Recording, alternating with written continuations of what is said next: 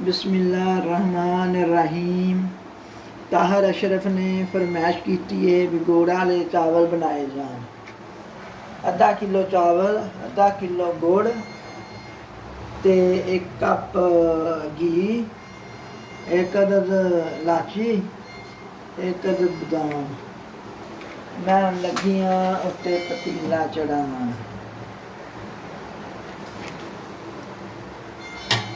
बिस्मिल्लाहिर्रहमानिर्रहीम। पतीला मेरा पानी बॉयल हो चुका है तो हुण मैं लगी हाँ चावल पान।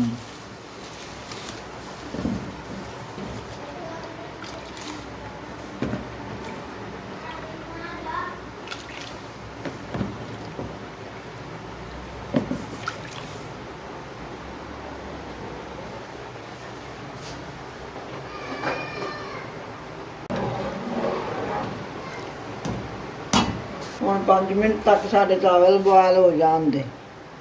फिर असीं इहनूं पानी कढ़ के, मेरे चावल बॉयल हो गए ने। मेरे चावल बॉयल हो गए ने। हुण मैं चुल्हे ते पतीली चढ़ाउण लगी हाँ ते हुण विच पावांगी घी पावांगी। हुण घी पा के हुण मैं विच लाचियां पावांगी।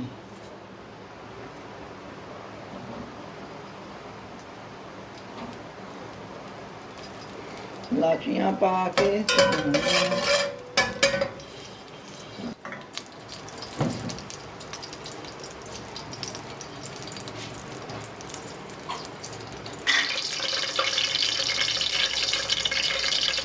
हुण मैं इहदे विच पानी डालण लगी हाँ।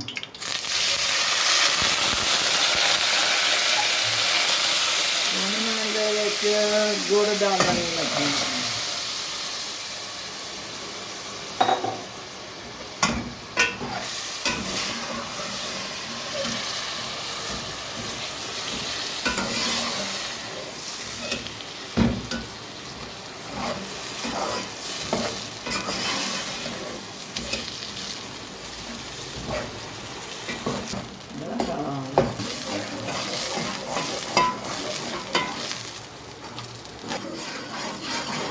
बिस्मिल्लाहिर्रहमानिर्रहीम। साड़ी चानी तैयार हो चुकी है।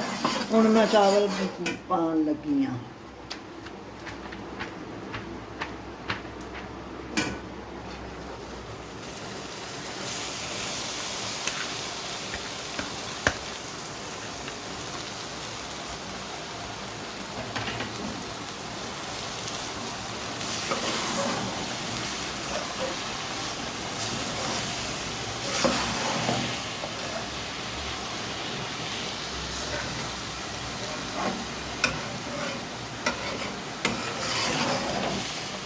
देखो कितने अच्छे चावल ने, कितने मज़ेदार चावल हैं, कितने खुशबूदार चावल हैं।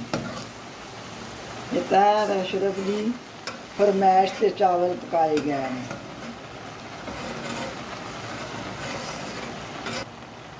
सना अशरफ ने फरमाइश की है, ताहर अशरफ ने फरमाइश की है भी गुड़ वाले चावल पका के पकाए जान।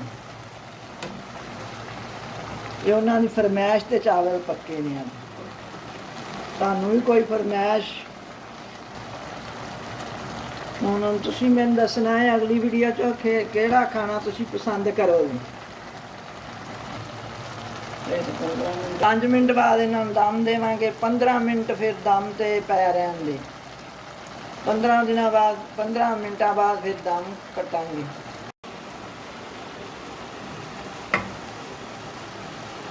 खुशबू बड़ी मज़ेदार है।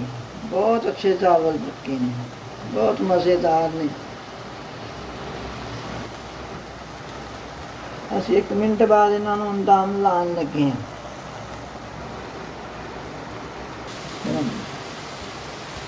असीं चावलां नूं दम लाण लगे हाँ 15 मिनट तक। खुशबू बड़ी मज़ेदार है।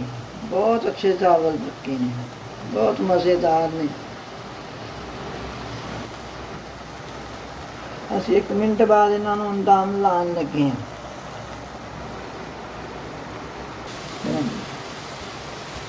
ਅਸੀਂ ਚਾਵਲਾਂ ਨੂੰ ਦਮ ਲਾਉਣ ਲੱਗੇ ਹਾਂ 15 ਮਿੰਟ ਤੱਕ।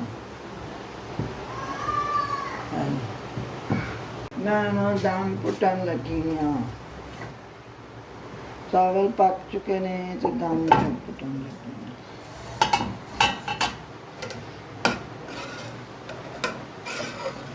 ਇਹ ਦੇਖੋ ਕੱਲਾ ਕੱਲਾ ਚਾਵਲ।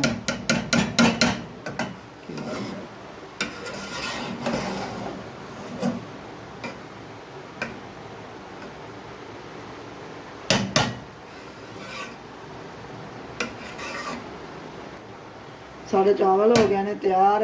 ਹੁਣ ਫਾਈਨਲ ਡਿਸ਼ ਕਰਨ ਲੱਗੀ ਹਾਂ।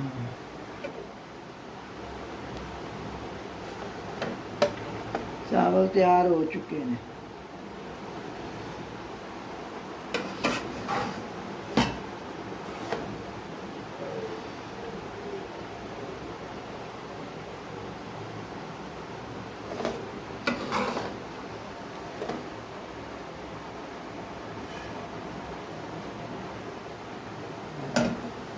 ਹੁਣ ਮੈਂ ਇਹਦੇ ਤੇ ਬਦਾਮ ਪਾਉਣ ਲੱਗੀ ਹਾਂ।